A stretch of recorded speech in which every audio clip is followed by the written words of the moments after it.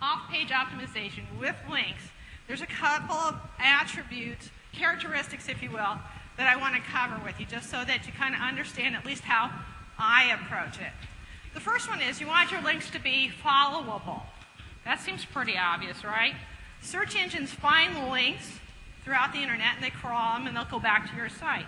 That's how your site gets found in the first place. That's how your site gets indexed, different pages. That's how your site eventually ranks. Okay, static HTML links, that's what you want. Dynamic links, typically written in JavaScript, you don't want. Common thinking is the search engine spiders can't follow those. There is one other thing to consider with an HTML link. There is a Google tag, there's a tag, I should say it this way, there's a tag that the Google spider recognizes. It's called the nofollow tag. And you want to try to avoid links that have the nofollow tag. Now, those links will still work with MSN and Yahoo, okay? But Google is a little bit more difficult. So try to stay away from nofollow tags. Second thing you want to know about links, reputation. That doesn't mean like good reputation or bad reputation. That means, what are you trying to tell the search engine that your site is all about? If I want to rank for golf gifts, well, I might put some anchor text in with that static HTML link that says golf gifts, right? As it follows through, it's going to read golf gifts and go, okay, I think this site's about golf gifts or golf accessories or whatever it is I want to rank on. I'm going to tell the search engine as part of my reputation. Put it in the anchor text. And then the last thing has to do with what I call perceived quality. And this is really just a Google issue. I kind of think of the three search engines as having personas. And MSN, and I say this with no disrespect, I think of as a guy because, well, it's kind of simple, it's very direct, easy to manipulate. All right? But don't get me wrong, I like guys and I like MSN. I wish it was a bigger search engine. Easy to dominate, it really is. Okay, Yahoo, I think of Yahoo as like an old dog, doesn't like to move around a whole lot, likes the old faces, sometimes hard to train to recognize the new faces. That's Yahoo. You can train it. Okay, a little bit more work involved. And then there's Google. And Google is like a woman. Okay? She's hard to read. She almost never says what she really means, and she can change her mind in an instant. Okay? So, as I go along, you're going to find that I'm going to spend a lot more time talking about Google. Not because I like her, but because she's got the most traffic, and she's got the best traffic. We find that Google traffic converts the highest on our sites. No matter what marketplace we're in, that's where the money is, and most people know it. So there's a lot of focus out in the SEO world about Google. One, because it's harder. Two, because it's the gold mine. So, perceived quality, a Google thing. Okay, one-way links. This is what Google loves. One-way links. The guys who developed the algorithm were university students, right? Brilliant university students. But they have this very academia approach to what they do. And so they think, and remember when they wrote it, it was years ago, and of course that means dog years, decades ago. They think, still, that if a site is good and noble, everybody wants to link to it. Well, that's a nice thought. And certainly if you're an education site or a government site, well, that just happens naturally, doesn't it? But if you're in the world of e-commerce, how many of your competitors are going to link to you because they think you're nice? Not too many. So it makes our job, if you're in a commerce-related field on the internet, tougher. But understand that Google wants one-way links because they think they're better. You may hear a lot of comment about reciprocal linking is dead, reciprocal linking is bad. It's not so much that it's bad, it's just that Google filters the benefit of reciprocal linking. It actually expects you to do a little with like sites, something that's on subject or complementary. Okay, don't think you can never have a reciprocal link.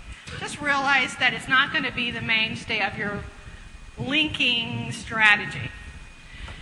And to get around some of this reciprocal linking badness, if you will, that's out there, a lot of people came up with these strategies where they said, I'll come up with 2 sites, my money site and this junky directory site, and I'll approach some other website owner and say, hey, if you link to my good site over here, I'll give you a link from this other directory over here. Isn't that a good deal for you? Well, oftentimes it wasn't a good deal for you right out of the chute. But beyond that, Google's very good at detecting what's called a tight linking circle. So it doesn't take long for Google to figure out that even with different IP addresses, perhaps site A and B are really related because they're always making these weird little triangular loop trades. So if you get approached by somebody who wants to do a 3-way link, just realize that the odds are, if not today, sometime soon, Google's going to figure out it's nothing more than a reciprocal link. Okay, the next thing I want to talk about is link from whitelisted sites. You could call them authority sites. Some people can call them hub sites. Those are preferred. And one way you can kind of tell a whitelisted site is if it has a lot of page rank, PR. I'm going to talk just a minute about PageRank because it's an important concept. PageRank, if you download the Google toolbar, it's on the Google toolbar. Maybe some of you already have that with, downloaded and it's in your browser. When you visit pages, part of that Google toolbar has this little bar, and sometimes we call it the green bar, okay? And if you mouse over it or hover over it, while you're on a page, up will come some value between 0 and 10. Okay, PageRank is logarithmic. It's not linear. So a PageRank 4 is way better, way more than 2 times better than a PageRank 2 site. Okay? But also realize that as you're using this Google toolbar, it's not the best tool in the world. Okay? I'll harken back to the corporate world because I was in it for a while. If a publicly traded company releases its earnings, how many times a year? 4. About how many times does Google update the toolbar? About 4 times a year. And then it takes a couple of weeks for those public companies to get all the work done, go to the numbers. Right? So by the time you see the results, they're old. Okay, they're old. And then you don't get any more communication for another 90 days after that. Well, the Google toolbar is the same way. Okay? They're only updating about 4 times a year. They don't even give you the dignity of telling you when they're going to do it or when they have done it.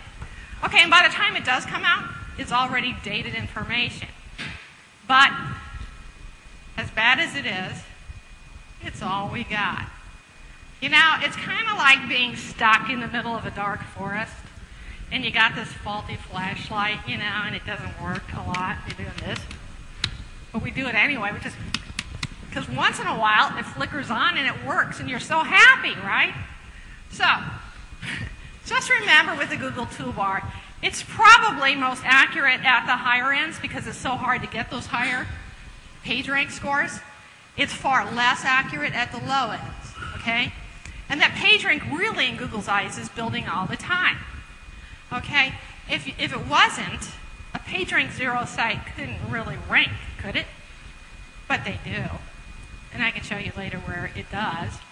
So just realize that it's really an ongoing process. You just can't see it going on all the time. So PageRank is one way to judge how good a site might be perceived in Google's eyes. There are whitelisted sites, but unfortunately no published list. But here's what we do now. We know the biggest directories, the oldest directories are probably the best directories in Google's eyes.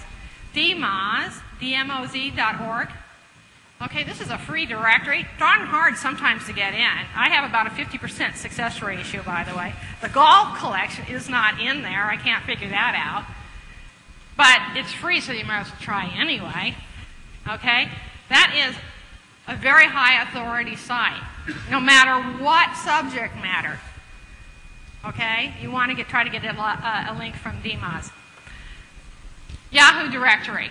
It's a paid directory, but it pulls a lot of weight with Google. Okay, it costs you $300 a year to get a listing, but you can get in. That's the good news. So those are some good directories. The other way to determine what else might be a good directory to be in is to look at Google Backlinks. What does it pick up regularly and show? I spend a lot of time looking at backlinks on lots of sites. And so I'm making it easy on you. One of my handouts is actually a list of what I believe are Google whitelisted directories with the cost to get in them, if there's a cost, or free if they're not. Okay? If you've been around for a while and you got some pretty good rankings, well, great. You're probably in most of these. If you're not in all of them, I'd sure go get in the rest of them. And if you're just starting out, this is where I'd start out.